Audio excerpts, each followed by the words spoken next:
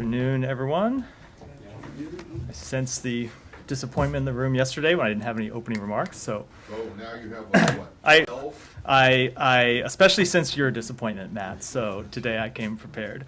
20 minutes in, we'll get Something like that. Let me start by making some opening remarks on Russia and our support for Ukraine. First of all, the United States today imposed sweeping sanctions on over 150 individuals and entities in connection with Russia's unlawful invasion of Ukraine. This action targeted those engaged in sanctions invasion and those complicit in furthering Russia's ability to wage its war against Ukraine, among many others. The Department of State designated over 70 entities and individuals involved in Russia's future energy production and export capacity, including Russia's flagship Arctic LNG 2 project.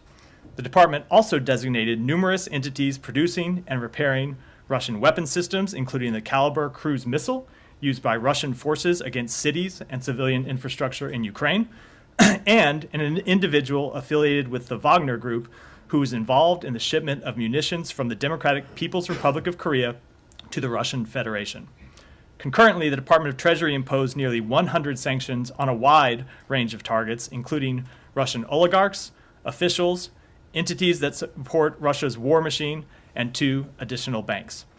In addition to taking these sanctions against Russia today, we are also taking important steps to support Ukraine's recovery efforts. We are pleased to extend a warm welcome to Penny Pritzker, former Secretary of Commerce, who was named by President Biden as the special representative for Ukraine's economic recovery. As Secretary Blinken said when he visited Kyiv last week, we are committed to ensuring that Ukraine not only survives, but thrives, and Secretary Pritzker will work to ensure that is the case. We welcome Special Representative Pritzker to her new role and look forward to working with her. And finally, shifting to Moscow, I want to speak to the fact that today the Russian Ministry of Foreign Affairs informed Ambassador Lynn Tracy of the decision to declare 2 U.S. diplomats persona non grata. This unprovoked expulsion of our diplomatic personnel is wholly without merit, as is the case against a former Russian contractor of our embassy who was arrested for the supposedly nefarious task of performing such activities as providing our embassy with media clips. Yet again, Russia has chosen confrontation and escalation over constructive diplomatic engagement. It continues to harass employees of our embassy, just as it continues to intimidate its own citizens. We regret that Russia has taken this path, and you can certainly expect that we will respond appropriately to their actions. And with that, Matt. Okay. When can we expect to see a response? I don't want to preview Today? that. I don't want to preview that, but we have acted expeditiously in the past in response to such actions by the Russian Federation. Okay, and then just going, well, I presume that you don't have anything more to say about this. I mean, No. these 2 were, as far as the U.S. is concerned, were just doing their jobs and not doing anything nefarious. They were just doing their jobs, as was the underlying employee who the Russian government arrested some months ago was doing, completely legal tasks that are in compliance with Russian law. Have they left yet or no? No, they have not. Anything else on that? Go ahead. Have you already summoned Russian ambassador? I don't want to speak to exactly the steps that we are taking to respond, but you can certainly expect that we will do so. I'm not going to say when we're going to take those steps. We will make those clear to the Russian government, and we will make them clear to you at the appropriate time. I just want to go quickly to the sanctions you guys have announced today. There are 5 entities that are based in Turkey, and I'm just wondering if you guys, they are entities in Turkish private sector, none of them are government entities, but I'm just wondering if you have given the Turkish government a heads up ahead of time. We often take those steps. I am not aware whether we did it in this instance or not. I'm happy to follow up. Right. Have you received any feedback from the Turkish government since the sanctions announcement is out? Not that I'm aware of. Right. Is the United States at all worried that these sanctions, because they come at this time when your top priority is for Ankara to ratify Sweden's NATO membership, Are you at all concerned that the sanctioning of these entities in NATO ally Turkey might derail that process? Not at all. We have a constructive, warm relationship with the Turkish government. They are an important ally of ours. The president met with President Erdogan not too long ago and reiterated that fact after the meeting. We continue to work with them to communicate that NATO accession is important for Sweden and should happen as soon as possible. And we take President Erdogan's assurances that it will happen at great value. And we don't see these as any way connected, and we don't see that in any way these sanctions should have any impact at all on that accession. Same subject. Yeah. Same. Thank you very much. On the Turkish companies that are being sanctioned by the State Department, so I just looked at your tweet just before the briefing, and you said, and I quote, "We impose sanctions on those maintaining Russia's capacity to continue this war, bolstering its ability to remain a global energy power." But looking at the statistics since the start of the war, the EU, your biggest partner in the war against Russia, let's say, they purchased more than $160 billion of fossil fuel since the start of the war. And would you not say the Western companies, these European Union member states, are actually funding the war against Ukraine? Because it's great, like, well done, these 5 companies that were selling like sensors and measuring objects and like doing some shipping and stuff, servicing regarding shipyards.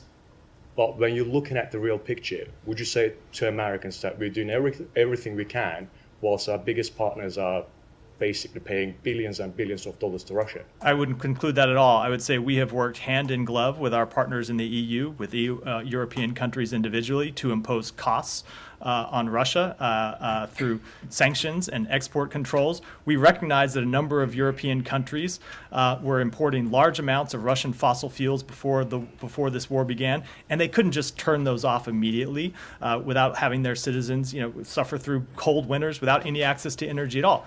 But we have seen 2 things. 1, European countries take important steps, as I said, to impose costs on Russia, and 2, to start to take steps to wean themselves from Russian fossil fuels, Russian oil, Russian natural gas. We have worked with them to provide them with access to additional American natural gas to fund that transition, and we think those steps have been important and productive. It's a fact, isn't it, that hundreds of billions are still being those payments are being made to Russia. Like, half the Russian oil is being transported by Greek ships. Like, this is all happening in real time. As I said, you cannot ask a country that was wholly dependent on Russian fossil fuels to go cold turkey if it means their citizens are going to have no access to electricity or heating through a cold winter. What we can ask countries to do, and we have asked countries to do and have worked with them to do, is to take steps to transition from Russian fossil fuels. And I would remind you that a number of those countries in Europe are members of the G7, which has imposed a price cap on Russian oil to ensure that Russian revenues are greatly reduced. And in fact, we've seen Russian revenues greatly reduced as a result of that price cap. So while we have not wanted to take Russian oil off the market because of the impact that could have on energy prices worldwide and the impact it would have on energy prices for American consumers, we have taken steps to ensure that while the Russian oil remains available, the price that they're receiving for it and the profits that they receive for it are greatly diminished. Go ahead. And if I may ask to have the camera on the questioner who's asking, that's the only way how we do the live. Thank you so much. That's a new one. Okay. Thank you. Appreciate it. Department designated today. I didn't know reporters. Sometimes I didn't know we do. reporters served as the directors of the camera operations in this room. If I may ask, sometimes you guys do it, sometimes you don't. So that's the only way how Makes me wonder what question's coming. So go ahead. Thank you. Appreciate that. Department designated a Georgian Russian oligarch today as part of one of the designations you mentioned. And the guy is Mr. Partshaladze, and a Russian intelligence service officer for influencing Georgian society and politics for the benefit of Russia. I remind you that Mr. Partshaladze, this guy who sanctioned today, served as a chief prosecutor of Georgia for years and has been accused of oppressing opposition voices in Georgia. And he's one of the cronies of the major oligarch, Mr. Ivanishvili, who controls the Georgian government from the shadow. On this note, today's designation is certified recognition by both State Department and the Treasury, recognizing the fact that FSB has close ties with the Georgian government and operates freely, how this would influence your relations with Georgian government? I don't want to jump to that conclusion. I will say that we sanctioned over 150 entities and individuals today, and I'm not going to be able to speak to, I would say, for full details on any of those sanctions. I would refer you to the information that we released and the information that the Treasury Department released. But with respect to 150 individuals and entities, I'm not able to speak to them in detail from this record. Thank you, Matthew. Just a quick follow-up. As a broad context, this year, this has been the second designation of the Georgian nationals. The first 4 was the Georgian Supreme Court judges. So in a broad context, how you see the relations with Georgia, because this is very unprecedented facts if you look at the 30 plus years of diplomatic relations the U.S. State Department had, the U.S. government had with Georgia. So it has any effects on these relations? I don't believe so. I would say that we have always stood in solidarity with the people of Georgia and their desire to be a free and sovereign country with internationally recognized borders. And over the last 30 years, we have become strategic partners working together on towards our shared version of Georgia as a fully integrated member of the Euro-Atlantic family, and no individual sanction determination that we make changes that vision of ours or that relationship. Shannon, go ahead. Thank you.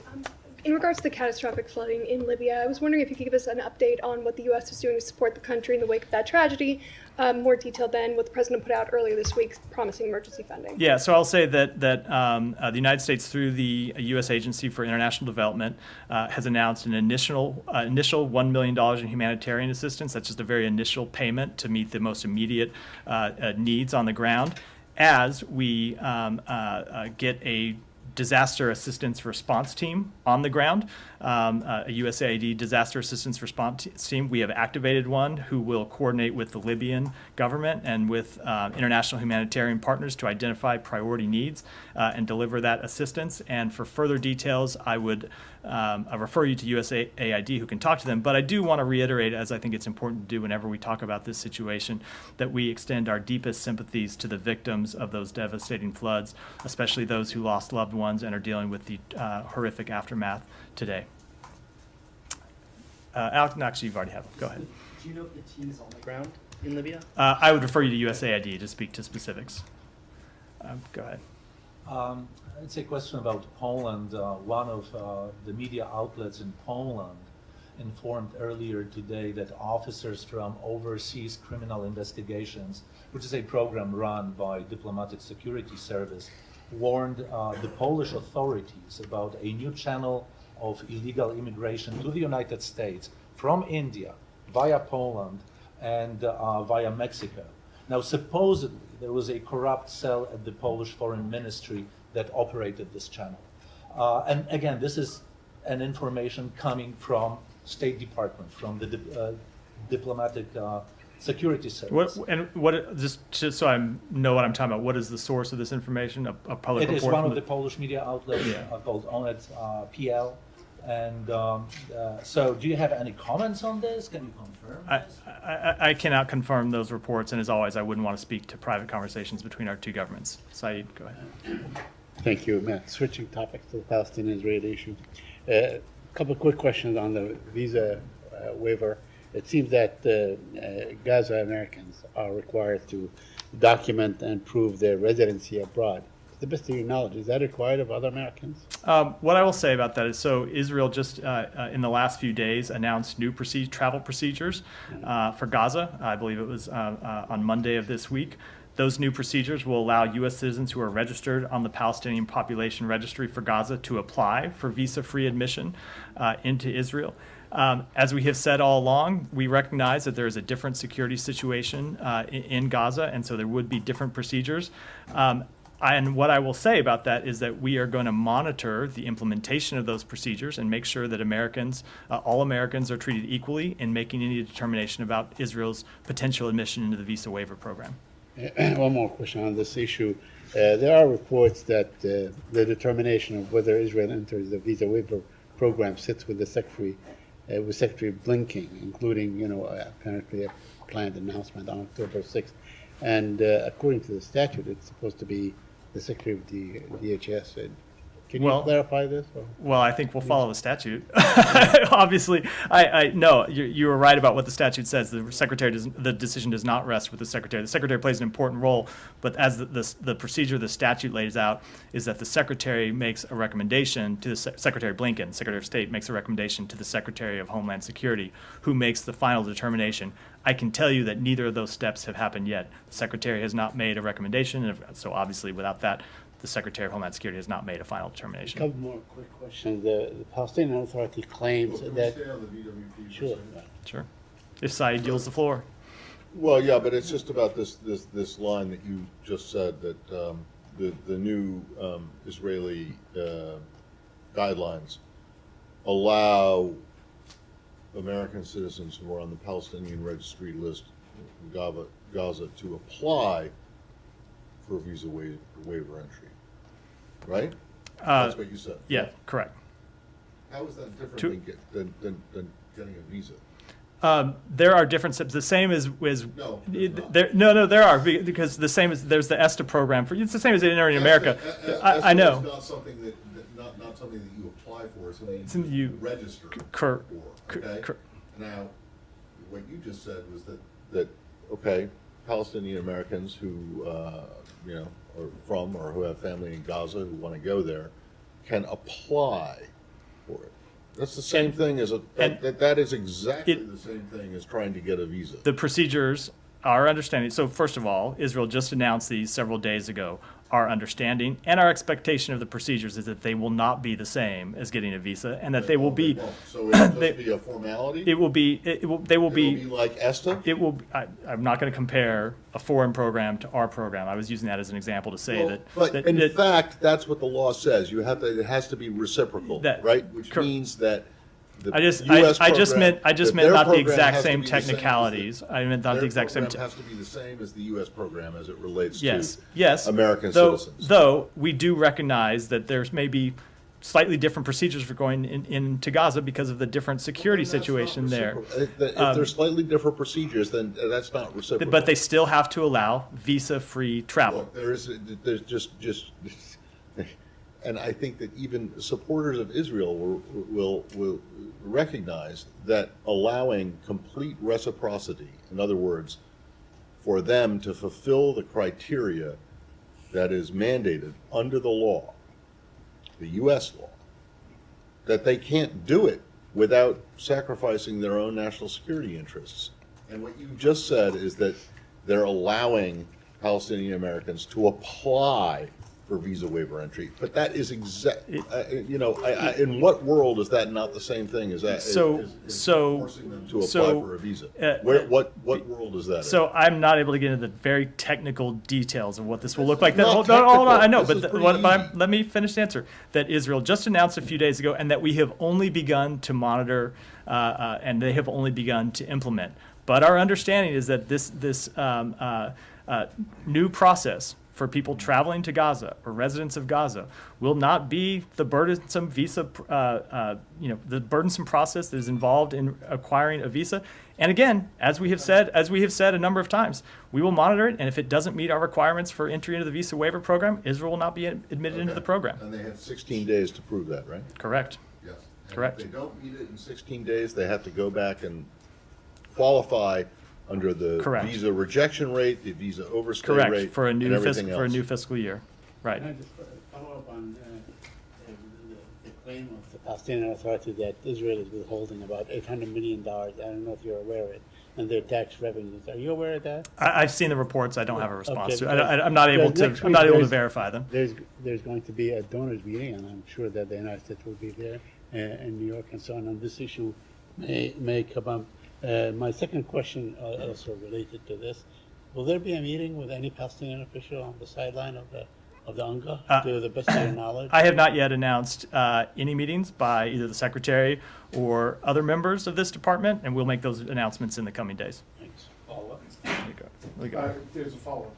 Yeah, go ahead. Visa waiver program. Okay, so this follow-up on visa waiver program. Given that Gaza is controlled by the terrorist organization Hamas, what are the reasons for the Biden administration and the State Department insisting Israel give unfettered transitic access to Americans heading into or exiting the Gaza Strip in exchange for Israel being admitted to the visa waiver program? And I have a follow-up. Wait, what was the question that we were? Are you asking? Are we insisting that American citizens be able to? The question is, well, I guess you basically find a response if the Biden administration is insisting Israel give unfettered transit access to Americans heading into or exiting the Gaza Strip in exchange for Israel being admitted to the visa waiver program. And the second follow-up question is well, let's say, as I just said, we do expect that American citizens traveling into or out of Gaza be received reciprocally. Yes. Okay, yeah. but that had nothing to do with creating the visa waiver criteria. That was Congress. Correct. Okay, the second part of that is what responsibility for an attack or attacks will the State Department take if someone headed into or out of Gaza exploits this new access and attacks Israeli citizens and tourists? I appreciate you coming and asking questions. I do think that's a bit of an absurd framing of the question. Again, we are talking about American citizens and their ability to be treated without discrimination, which is something that we expect. That said, we do work with Israel to ensure their security. We are 100% committed to the security of the Israeli people, and we work with them on a daily basis to ensure that. There's a little confusing about America. How can American citizens be living in Gaza? What is the prevalence of that in the first place? I don't have the numbers, but there are American citizens that live in Gaza and all over the world. Just one more on Israel.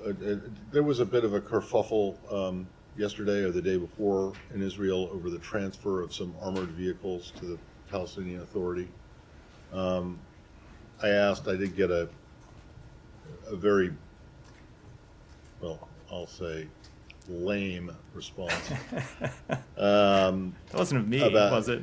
I don't. No, it wasn't from you. My response wasn't. No, at least in this instance, I hope my response is not characterized as lame. We don't comment on these transfers, but frankly, this would a transfer of armored vehicles to the Palestinian Authority, while it may be well intentioned and intended to help the PA police areas of the West Bank. There are no details about it. So how many vehicles were there and how much are they worth? I do not have those details. I will give one answer you'll probably not, you'll reject as lame, and then a follow-up answer. One is that we don't comment on the details of these transfers, which I guess you've already preemptively rejected. And the second, though, we do. I'm just saying that it's not. The second thing I was going to say is, the second thing I say, which we do not, but we do not provide weapons to the Palestinian Authority. No one said there were weapons. Yes. Right. armored Sorry, we don't. Yeah. But hold on, Leon gave up the floor a minute ago. Do you want to? Yeah. Leon, I remembered your question. You didn't have your hand back up. I could, lost it. Very, very different. I was wondering whether you have any reaction or comment, or how you view the fact that Cuba is heading a Group of 77 summit as of tomorrow for 2 days in La Habana, with leaders such as Lula expected and 30 of such leaders. What is your view on that? And in that context, of course, could you give us an update or readout of the meetings apparently that the deputy Cuban foreign minister had with people in this house, and any readout? People in his house, or no, people in the State Department. The State Department, yeah. And where, in fact, if it was actually here or not. I think he also met somebody at the White House. Assistant Secretary Nichols. Yeah. On so I don't have any comment on the first question you asked. I will say, with respect to the meeting that involved the State Department that you asked about, on Monday, Assistant Secretary for Western Hemisphere Affairs Brian Nichols met with the Cuban Vice Foreign Minister. At this meeting, Assistant Secretary Nichols and the Vice Foreign Minister discussed human rights, migration, and other issues of bilateral interest. And it follows, a number of meetings. We do routinely meet with officials from the Cuban embassy here in Washington. But not at that level. Not at that level, no. I mean, not always someone here, but we do regularly have discussions about those issues. Yeah.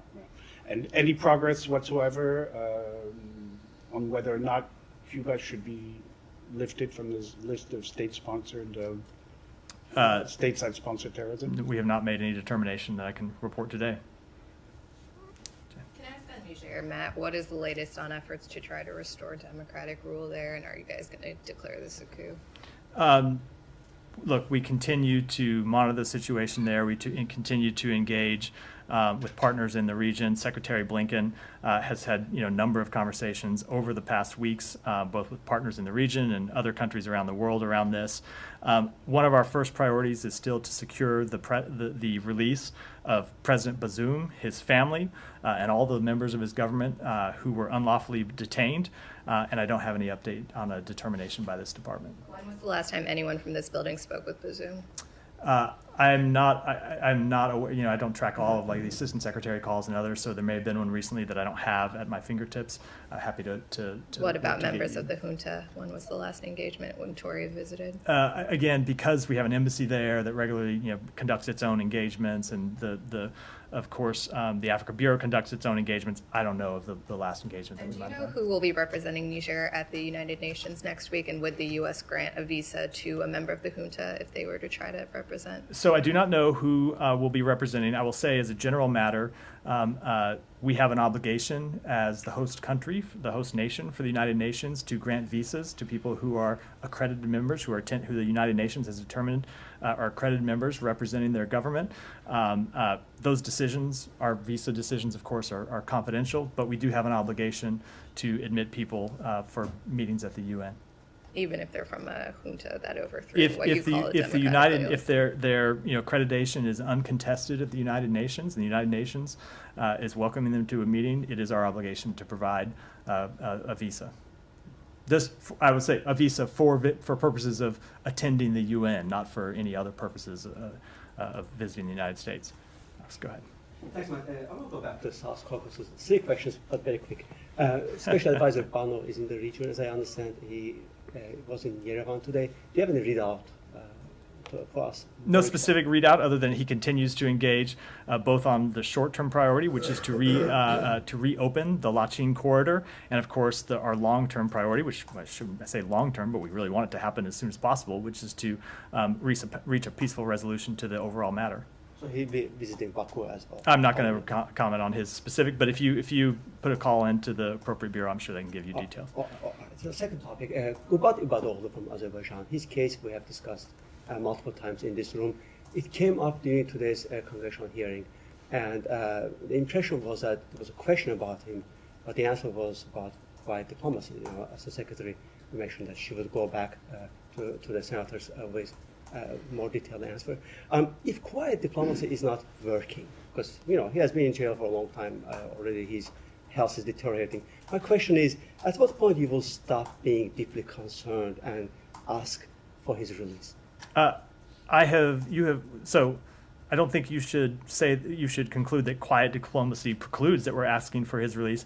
I have said publicly from this podium that we urge the Azerbaijani government to immediately release him. So You haven't. I have said. To respect him. I have said before that we are troubled by his arrest and detention, and we urge his immediate release. I appreciate that. So. My last question on Georgia. I don't want to let this question slide. It was a very important question from my Georgian colleague, because this does disclose. I love it when we have reporters arguing with me in the middle. It does disclose, a very important detail about this, how this Georgian Dream government operates, pushes Russian propaganda. There are multiple examples just in recent history. We all have seen this famous video of Georgian Prime Minister talking about, how Russia started, Ukrainian war because of quote-unquote NATO expansion. Yet he is able to travel to the United States. He was here last month in a private trip, taking his son to American school. My question is it fair to expect from the United States government to go further, not only sanction the formers, but a few current officials who push Russian propaganda in Georgia? We take sanctions actions when we feel it is appropriate to do so, and I don't have any to preview at this time. Thank you, Matt. One question on Iraq. The U.S. Treasury Assistant Secretary Rosenberg, she was in Iraq and met with the Iraqi officials about the corruption and also smuggling the dollar to abroad, especially Iran. Then are you still concerned about the dollar cash flow from Iraq to Iran, and how do you deal with the banks that are still operating with risks? So let me say that you're right. Assistant Secretary Rosenberg was in Baghdad September 12th and 13th. She met with the Iraqi Prime Minister as well as leaders of the Central Bank of Iraq Trade Bank of Iraq, the Iraqi Financial Intelligence Unit, as well as representatives from the Iraqi private banking sector. Both sides, recognizing the opportunities and challenges ahead for further improving the Iraqi financial sector, committed to continue working together to take positive steps towards meaningful and lasting reforms that will raise Iraq to international standards and prevent fraud, sanctions evasion, terrorist financing, and other illicit activities. One follow-up. Yeah. Then, do you say that there are still banks in Iraq that are trying to smuggle dollar cash flow from Iraq to Iran and Syria? I'm not going to make any assessment of that from this podium today. Matt, thank you. Go ahead. So last month, the State Department called on Nicaragua to release imprisoned Catholic Bishop Rolando Alvarez. First question: have you heard anything back from the Ortega government on that demand to get him freed? So I won't speak to any private diplomatic conversations, but I will say that we continue to condemn the Nicaraguan government's unjust detention of Bishop Alvarez. We are closely engaged in working on this case.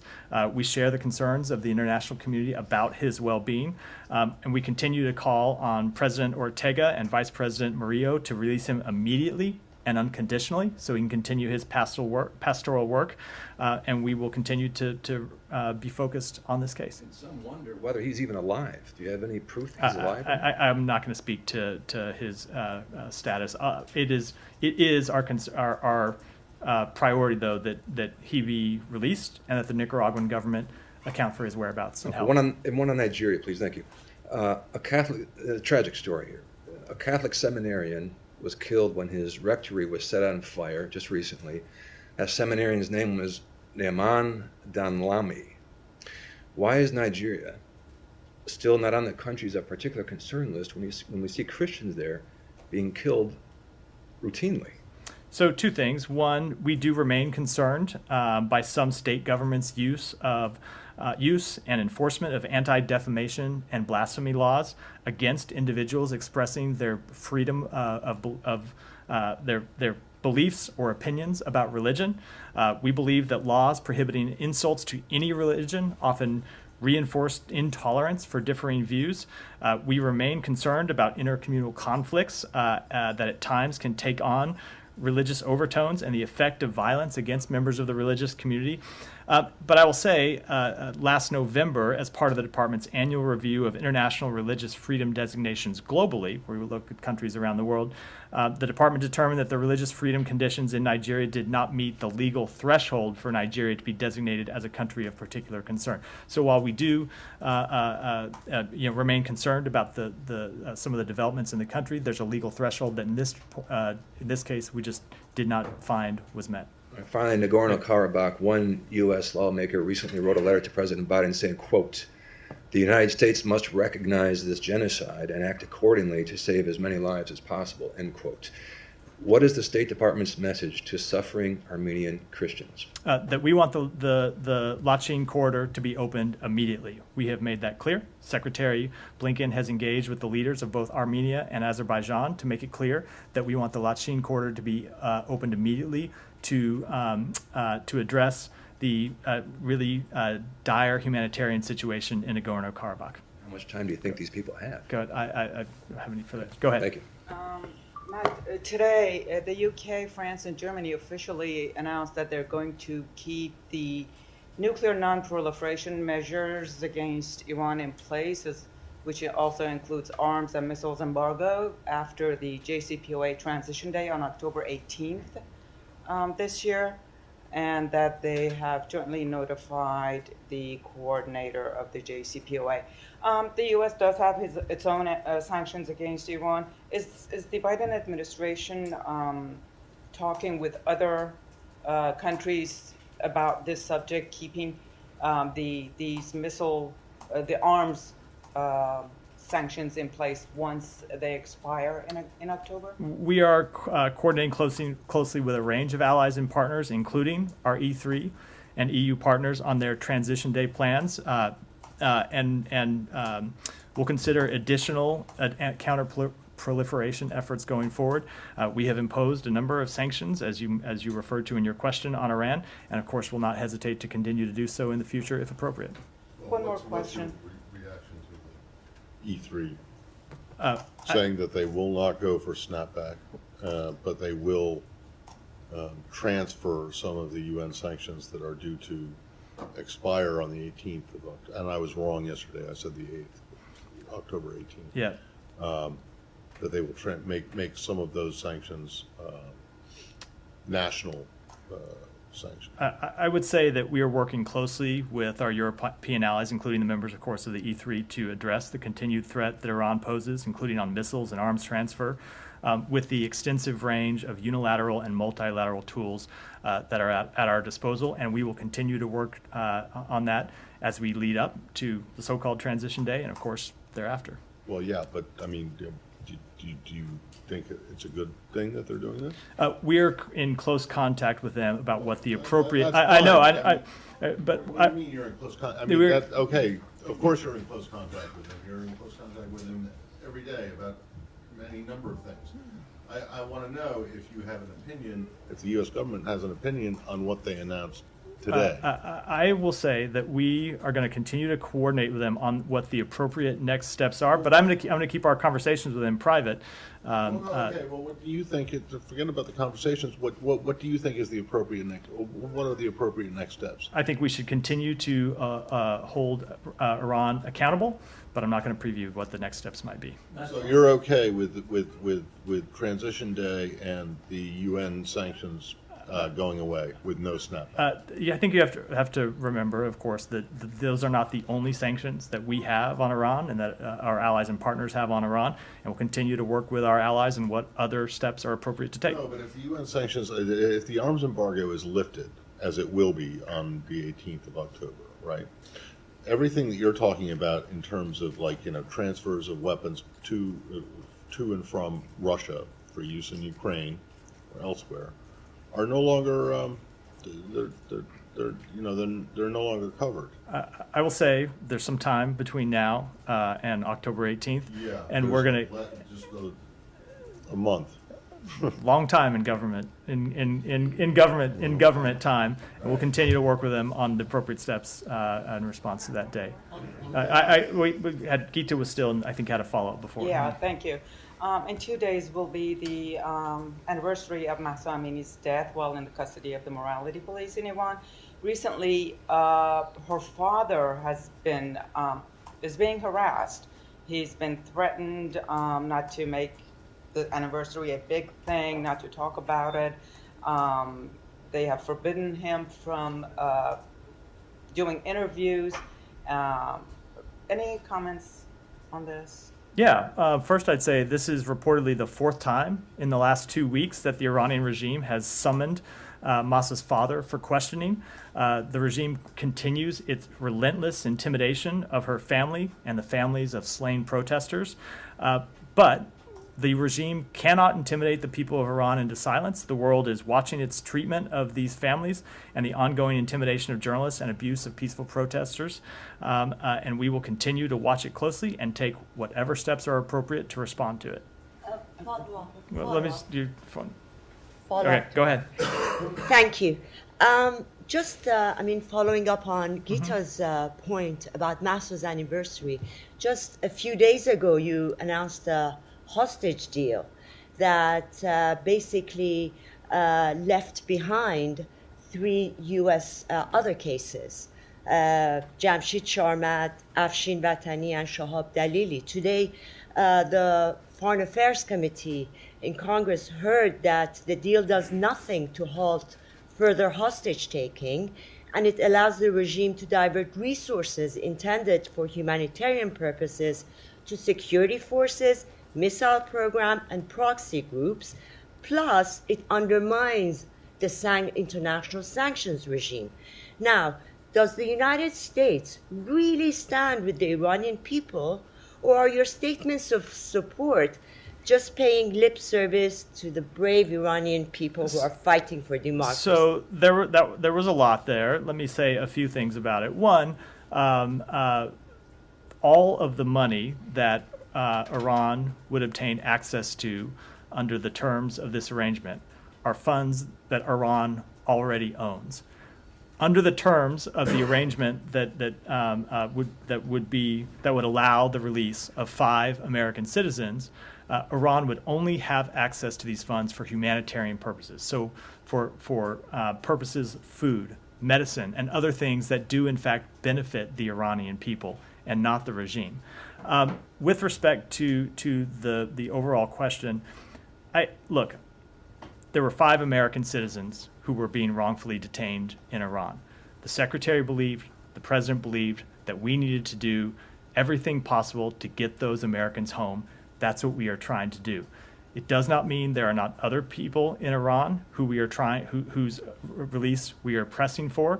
Does not believe there are other people in Iran who we believe are not being harassed and intimidated by the Iranian government. It does not believe that we endorse all of Iran's other actions on a range of activities. Of course we don't. We will continue to hold Iran accountable for the actions to repress its own people. We will continue to hold Iran accountable for its actions to destabilize the region. But when it comes to the decisions you have to make in this department, sometimes you have to make the decision of whether you want to leave these 5 Americans in prison under horrible conditions without access to their families. One of them had been in jail for over 8 years, or do you want to bring them home?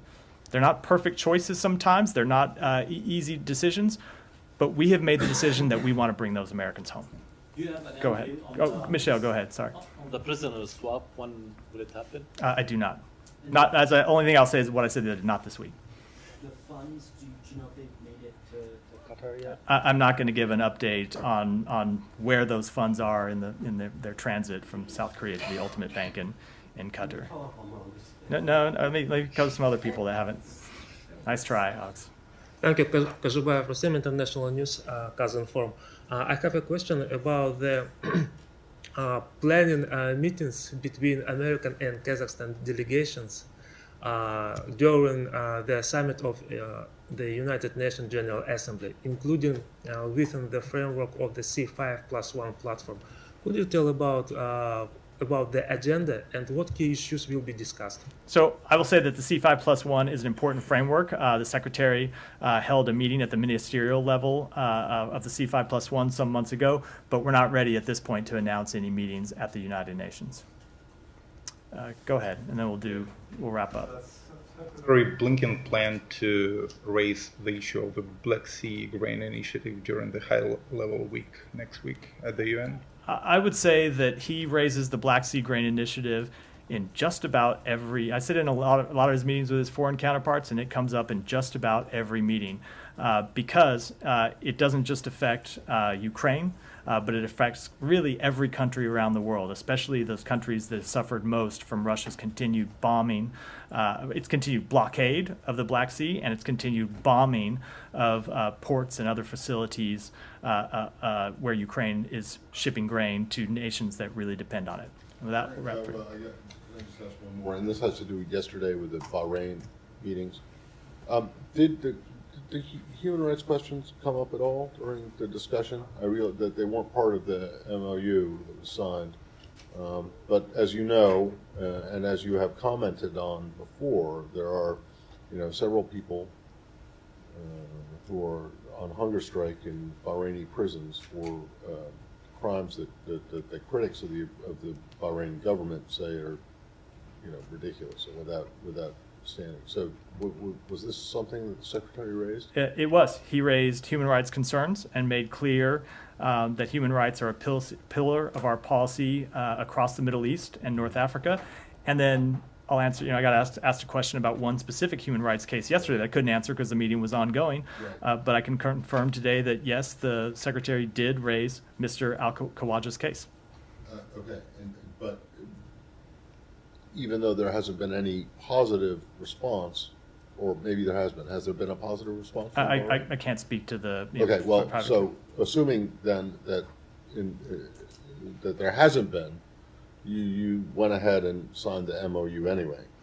Look, yes, we believe that, as is true with a number of our human countries, rights is not actually the primary policy. As is true with a number of countries, we have the ability to work together on things where we can advance cooperation, but still raise where we have concerns. Was that the only specific case that was raised? I'm not aware of other specific cases.